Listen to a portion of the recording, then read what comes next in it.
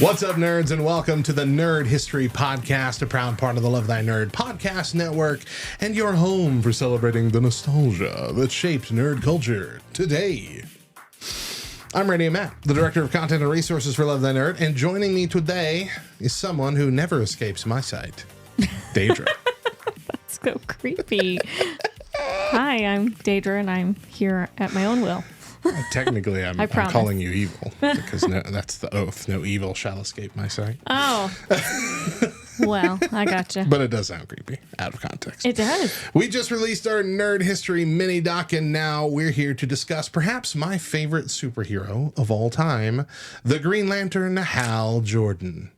So, say the oath, charge up your power rings, and beware our power.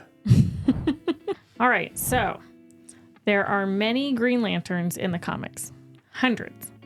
And the Earth has the most active Green Lanterns right now. Mm-hmm. The main four that most people know, though, from comics, cartoons, and even James Gunn's Superman movie in theaters right now,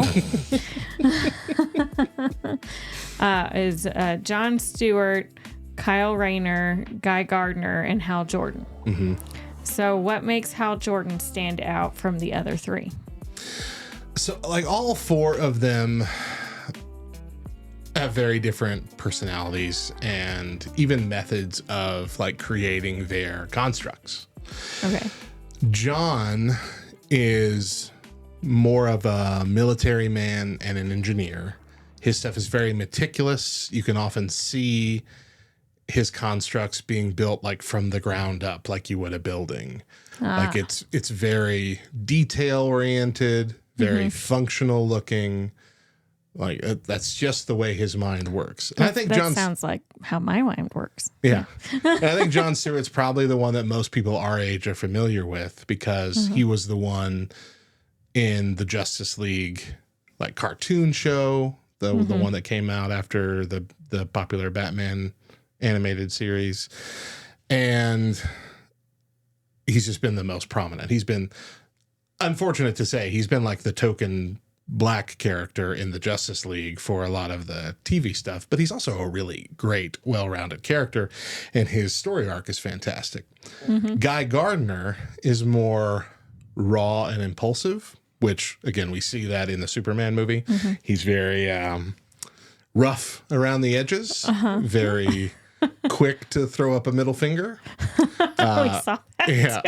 In fact, there's a whole period of time where he is like banished from the Green Lanterns, and he just like does his own thing, and he gets a yellow lantern ring and just goes to, in fact, that's how he was. That was the state he was in during the Death of Superman comic book arc when Doomsday came around.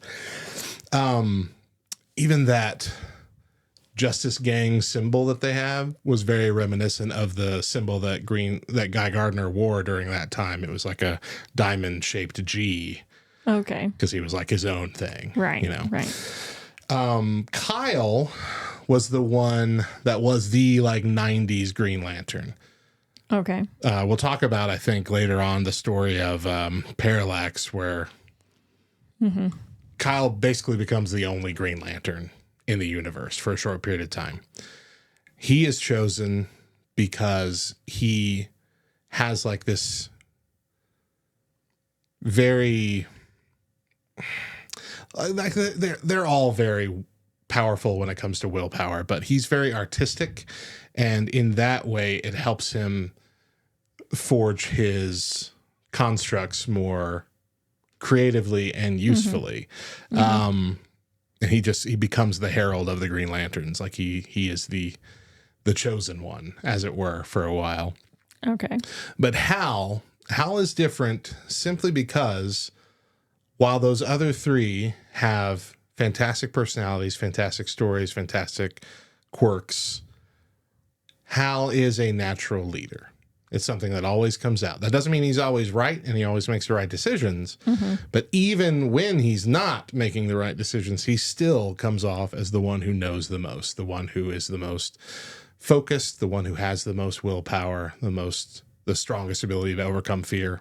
And that gets reinforced time and time again, even despite of these other stories. he embodies the nature of the Green Lantern Corps so strongly that the Corps often follow his lead, even at times when they don't like him. Okay. It's just he's just that natural, charismatic guy. Could be president, that kind of guy. Just the people follow him. Do you view Hal's transformation into Parallax as a betrayal of his character or as a powerful example of fall and redemption? And did Geoff Johns' era retcon explaining Hal's transformation ruin the storyline or make it stronger? So the Parallax storyline was interesting in that it showed the breakdown of the strongest person, right? I'm just talking about how he's the strongest leader. Right. But then Mongol and Cyborg Superman destroy Coast City, killing everybody in his entire city. And he, loses his mind. He goes to Oa for help. Oa says, we can't use our power for that. And he snaps, kills everybody, absorbs all the power within the central power battery, the thing that powers all the rings in the entire, so everybody's gone. And he's got the entire power of the Green Lantern Corps. All that's left is Ganthet, the guardian of the universe that survived, and he has the one Green Lantern ring left that he gives to Kyle Rayner as he becomes the 90s Green Lantern. And that's what I mean by he was the only Green Lantern at that time. Right. Hal becomes Parallax, becomes this villain who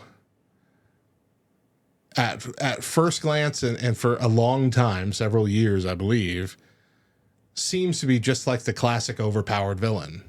Like he's very powerful to the point where he erases time at one point in a very cool comic book series called 0 Hour Crisis in Time.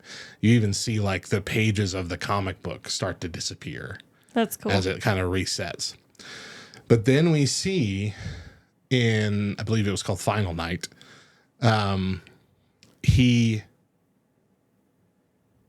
sacrifices himself, even as the villain, sacrifices himself to reignite Earth's sun and save Earth. And he dies. And then he becomes the Spectre for a little while, which is a whole other thing that we don't need to talk about. It was strange. Years pass. Geoff Johns brings him back, just as he did Barry Allen for The Flash. Brought two of the most iconic superheroes, Silver Age, back. And they have to wrestle with that, how can he be a hero again? Right. We can't erase all that stuff that happened. Right. He played such a key role in a lot of it. Well, we come to find out in the retcon is that Parallax was not him. Parallax was the entity of fear. This weird kind of serpent-esque looking, like a cross between a serpent and a bug, looking, glowing spirit being monster thing. Was it like the things from Stargate that live in them? No, the Gould. The Gould. No. I'd say I don't know what to compare it to, but what was it fits so well in the storyline that it's almost hard to believe that wasn't the original intention, because in the original history, before Geoff Johns, Green Lanterns had a weakness, and that was comically the color yellow. Their rings would not work on the color yellow. Well, we find out that that's because the Guardians of the Universe imprisoned the entity of fear in the power battery, in the Owen power battery. And so because that was in the source that powered all the rings, it caused them, yellow being the color of fear, it caused them to have a bit of an inability to fight off anything that's yellow, the color of fear in the universe, in the emotional spectrum. And so we find out, it wasn't Hal. It was this being that took Hal's moment of weakness seeped through his power ring when he suddenly felt the most fear he's ever felt and had no will left, and basically inhabited him Right. for a time. And it was Hal's true nature that finally shone in the last few moments when his willpower had to be so strong to save humanity, which is almost a looking at it through that lens, a full circle moment for the Parallax storyline of he became Parallax because he lost everybody that he loved in his city. And then he sacrificed himself and overcame that for the moment because he didn't want to do that again. Didn't want to be the last of his people. Right. You know, it's beautiful. Both the original story, how that worked, and how it works with the retcon.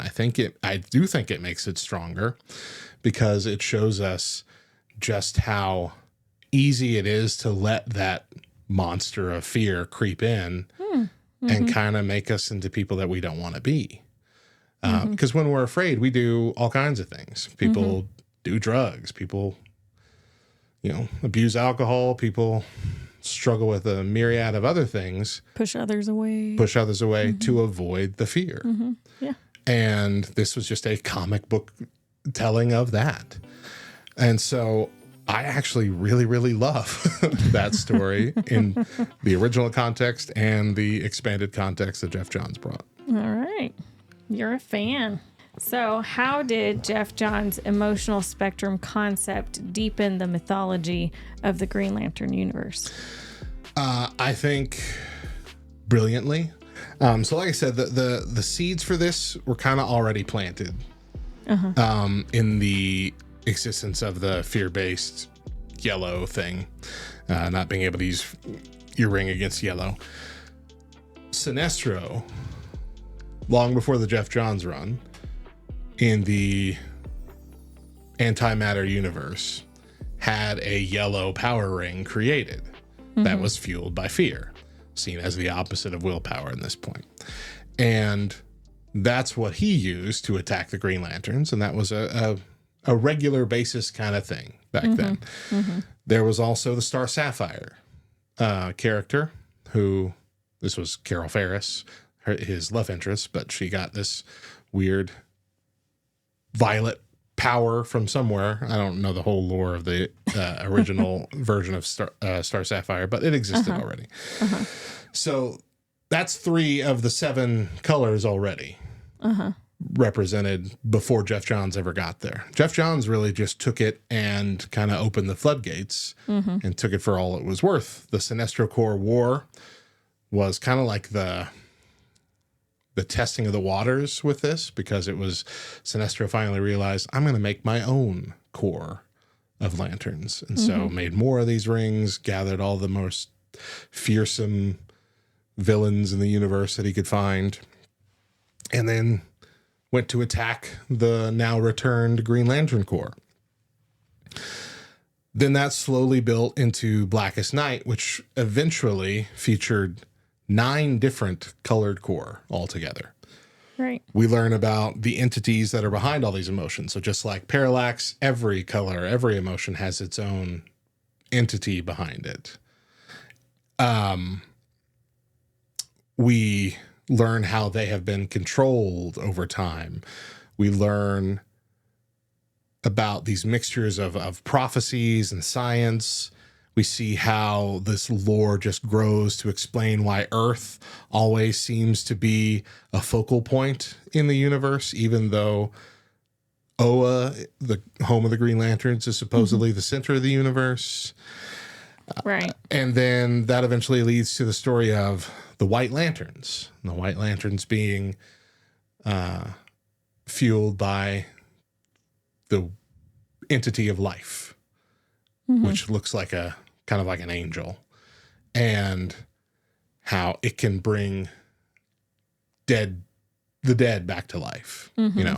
We see Kyle's quest after that. Kyle Rayner then goes on the quest to master all the different rings of the emotional spectrum, and then actually harness the power of the White Lantern, because the White Lantern power was only gifted briefly to everybody that had it. But Kyle was able to actually grab hold of it and keep it by mastering all the 7 emotions. It was told so well during Geoff Johns' run. And then it got like it was convoluted enough. Right. After Geoff Johns stepped down, which I'm gonna say he did something smart that I've said this many times before in other discussions that nobody ever does. He gave an ending. Oh, okay. To the whole thing. But you can't do that. And they retconned it immediately after. More, yeah. They retconned it immediately after so they could keep going. But I feel like it was done as a special treat for the fans like me who like, we've been with you for this whole decade, man. Right. I want it to end with you. Right. And so he did this whole storyline called The End. And it ended all 4 comics that were still going at the time, which was Green Lantern, New Guardians, which was the Kyle Rayner story, Green Lantern Corps, which is everybody else, mostly led by John Stewart and Guy Gardner, and then the Red Lanterns series that was going at the same time. And it all wrapped up in a story called The End, and we see it all, and it takes us to the future and shows us what happened after that and how Kyle Rayner was able to start like a whole White Lantern Corps, training other people to master all the emotions, and like it was beautiful, and it was happy, and it ended, and it was no cliffhanger, no nothing. It just and the world lived happily ever after. I mean, or the universe lived happily ever. It was beautiful, right? But like I said, immediately retcon because we're like, oh, we got to get the ultraviolet lanterns in there, and we got to go through all these other weird storylines, and like I get that, right? That none that I have started have I been able to finish because none of them are as good as during the Geoff Johns run. But that 10 years, perhaps the greatest decade in comic storytelling of any book. Really, really good stuff. Well, that's good. Which of the New Lantern Corps do you find the most compelling? Did you say corpse? Course. Not corpse. Not core. So sorry. It's hard not to say the White Lanterns. Because, again, it's very... You've tattooed it on your body. I have. It's right there. Can you see it? Barely. It's hard not to say the White Lanterns because that story is so compelling, especially from a spiritual perspective. Right. But the way the other corps operate differently can be so fascinating. The Green Lanterns, Sinestro Corps, Star Sapphires, they all kind of work similarly with a few little tricks here and there. Larfleeze is fun. Because it's just him. The entire Corps is just him. He has a ring. He holds a power battery. The ring is powered 10,000% at all times. And his whole army is just constructs that he's creating. Wow. And he has the ability to let them just have a mind of their own. That's how powerful the ring is. I think that's beautiful. And it's the orange is the color of avarice or greed. And so that makes perfect sense for his storyline, his character. He's keeping it all. He doesn't share it. He doesn't share the power, which I love as a gimmick. Red Lanterns, they largely can't even produce constructs. They just kind of vomit up poisonous blood that kills people whenever it gets on them. Sounds terrible. It was a big deal when like one of them finally did create a construct. Like there was a whole comic book for the Red Lanterns after Blackest Night, which kind of explored the lore behind them and saw their growth. And that was really neat. Indigo Tribe, maybe the most overpowered. They have the ability to summon any of the Corps' powers. Like there's this compassion so that basically they can feel the weight of every color and utilize their power. So that's really fun. But I really think I find the Blue Lanterns the most compelling because on they're powered by hope. Okay, they're kind of perceived showcases like the spiritual faith-based group. Okay, they're very serene. They're very all will be well is their oath. And on their own, they're very low powered. Their rings are like 10% at any given time. Mm-hmm. But when they are paired with a Green Lantern, when hope is paired with willpower, okay. Green Lantern rings are now 200% powered. So they are basically a supercharge for willpower. Okay. I don't think their rings ever get any more powerful, but they make the Green Lanterns that they're paired up with twice as powerful. Huh. Which again, very spiritual connotation to it. Is like that's are almost they like the ministers? I mean, yeah, actually, they really kind of are. I mean, the leader, the Hal Jordan of their group is called Saint Walker, and he's a very ministering soul there to help people. So I really like the Blue Lanterns. I wish there was more about them that we could explore. Cool. I'd love to see them in the movies. Right. So let's talk about the movie. 25% on Rotten Tomatoes, 45% audience score. That's better than I thought. So, which is still not great. IMDb, has it at 5.5 out of 10. Poor Ryan Reynolds. At least he recovered from it. He did. Spectacularly. He did, yeah. But what do you think? Here's the thing. I've defended this movie pretty heavily for over a decade now. They were already at a rough spot, okay? Because the origin of Green Lantern and the beginning of the Geoff Johns run, which is what they really wanted to focus on, are two completely different stories separated by years. And they had to intermingle these into one cohesive story. And I feel like they did the best they probably could. Okay. And we were still in that mindset of every first superhero movie has to be an origin story. Right. I think if they didn't do the origin thing, if they did flashbacks to that, you know, like some of the newer movies have been doing, it might have been better if we were already in an established Hal Jordan arc. Okay. But they fell victim to a very rare trope, but one that has not worked ever. And that is make the villain a cloud. They tried this with Galactus in the Fantastic Four. And Galactus is supposed to be this gigantic world eater, but still like a man shape. And they made him a cloud. And a cloud's not scary. Even a cloud with a scary face in the middle is still not that scary because it's still just a cloud. We just see Mufasa. That's what we see. Oh, my son. Hector Hammond was the secondary villain, which is the guy who gets like psychic powers, telekinetic powers, but his head grows into this grotesque shape. And even in the comics, he's not fun as a villain. There's so many better villains. The problem was, though, again, they were backed to a corner because all of the better villains can't start yet with where the story was. They come after. They come after the emotional spectrum comes, or they come like just before he turns into Parallax, like with Hector Hammond, the cyborg Superman.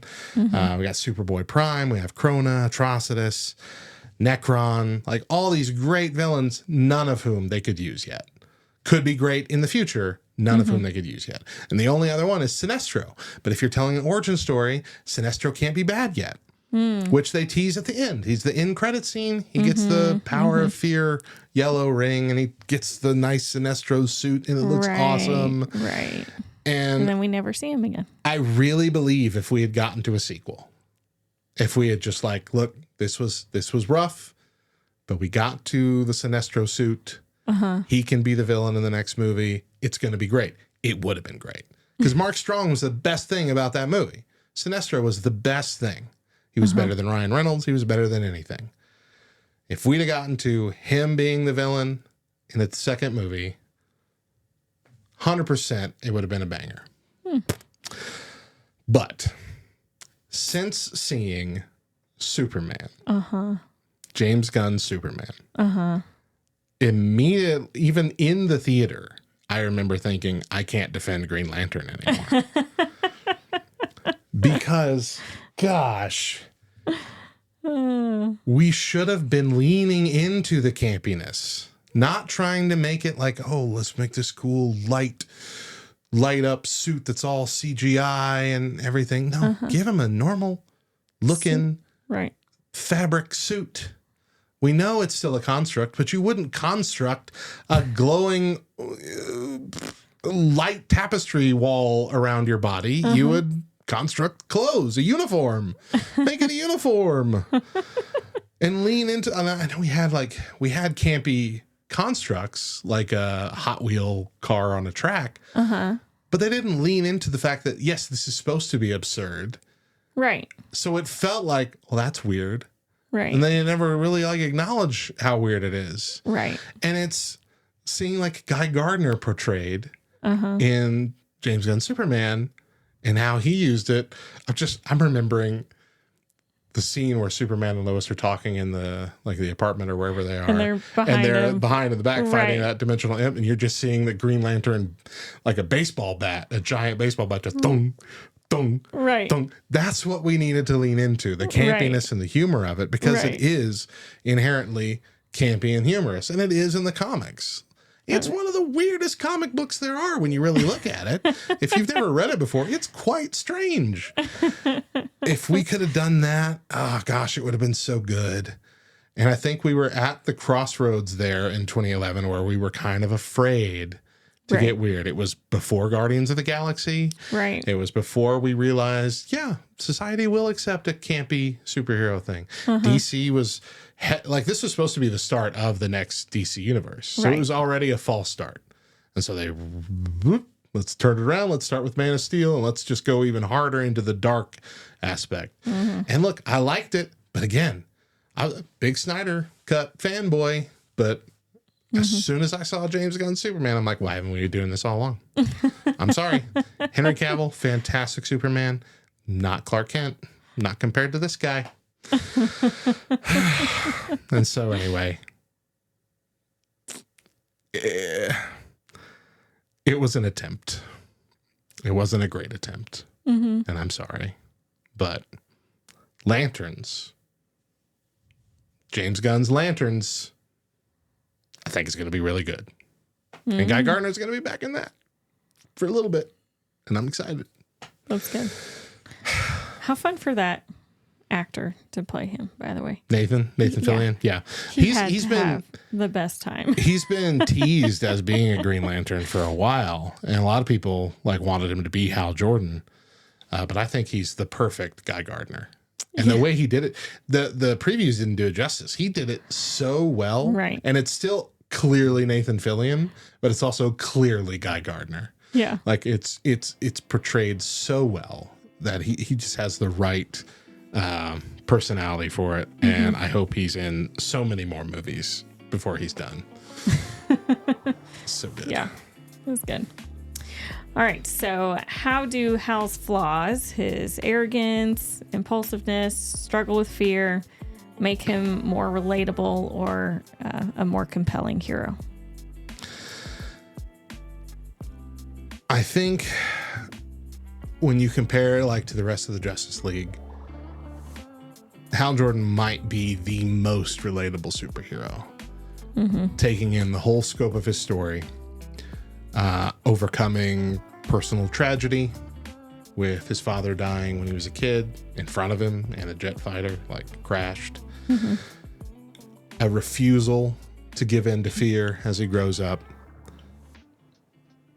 Being given this new life, called to a new life with a new purpose by being given the Green Lantern ring. As we go on in his story, I think it's even more poignant for Christians. Which I know we don't always delve into the Christian aspect of stuff with this podcast, but I think it's very poignant for the Green Lantern story. Gaining power through reciting the right words, prayer does for us or reading scripture does for us. That power coming from something bigger at the center of the universe. You know, we are fueled. Our power, our willpower, our strength comes not from within us, but from someone bigger at the center of our universe. Having your beliefs challenged in a way that ultimately grows you into a more empathetic and understanding person, like with his run with Green Arrow. There's a long period where he stayed on Earth and he was sidekicks with a very liberal-minded Green Arrow. And them being together, working together, despite having very different views on how the world should work, grew them both in a way that was very positive. It helped them challenge their preconceived notions and see things from both sides, something that many Christians need to do. Is that a soapbox down there? Sorry, yes. Sorry. Get off that thing. All right. Something horrible happening in your life and having a crisis of faith. So this would be Coast City being destroyed and Right. pleading, gosh, please help me fix this, help me make it better. Maybe falling away like he did here with Parallax, giving into fear, even in pain, feeling that calling, that draw back to the faith that you had, which would be the end of his Parallax run where he sacrifices himself. Death, new life again, of course. Just we see that death and rebirth with the Geoff Johns thing. Laying down your life for your friends as a part of the sacrificing yourself in the sun thing. That's a biblical concept. When he's back, growing in recovery, having to mend his relationships, mend fences with people that he hurt in the past. A lot of the people that he so-called killed were like brought back, but there were like people that got left behind in other sectors that suddenly had no power because the power ring got drained of their power when he took the power battery. So like they explored those and having to rebuild trust back with these people and all that kind of stuff. Doing the right thing even when no one else is, learning how to master your emotions, discipling new recruits, even overcoming death with the Blackest Night storyline, overcoming death in the grave, which that was exactly what that was. Dead zombies coming back to life. There are so many spiritual parallels all throughout the Hal Jordan story, perhaps more so than any other hero. And he's not a mutant. He's not a metahuman. He's not an alien with superpowers. Right. He's just a dude whose power ultimately comes from something much greater than him. I don't see how anyone reads Green Lantern and doesn't see Christian connotations all throughout it, especially the Geoff Johns run with the emotional spectrum and all that kind of stuff. Right. Like it's just so well done. And even though most of the story takes place in space with aliens, it seems to be the most grounded story when it comes to a human story. Yeah. It's hard for me to have that much appreciation of any other superhero. Superman, fantastic character, number 2 on my list, always. But same criticism that you see from everybody else, like he's too overpowered, this, that, or the other. And I think, again, James Gunn's Superman did a really good job of balancing that out. And now people are complaining that he was too weak and he was getting beaten up a lot. Like, make up your mind, people. Sorry, soapbox again. But really, just the fact that it's pure humanity in Hal Jordan and having to rely on something greater than himself and then use that to grow not only himself, but help other people grow in a discipleship capacity. That's what I see. And that's why I think it's such a beautiful story. Awesome. And that'll do it. Do you have any questions about Green Lantern that you don't know? That you want to know? No. Yes, there is an animal tied to Green Lantern, just like Crypto the Super Dog. There's Chip, the Green Lantern squirrel. Okay. We have a pop of him somewhere up here. Kind of like Spider Pig. Spider Pig is from Homer Simpson. No, actually, what now? I don't know. I'm Did like, Spider Pig come before or after the Simpsons movie? I thought it was before. I don't think so. That's going to have to be something we figure out. I'm just now, because you said that, and I'm like, Spider Pig, and I'm thinking of the stupid joke in The Simpsons. But then I remembered Spider Pig from Spider-Verse. I don't know which one came first. And that'd be hilarious if they created Spider Pig based off a Homer Simpson joke. And I really now hope that's what they did. And on that note, that's going to do it for today's show. Subscribe to the Nerd History Podcast via our YouTube channel, youtube.com/@nerdhistoryltn, or on Spotify, Apple Podcasts, anywhere you get your audio podcasts. Find us on lovethynerd.com/nerdhistorypod.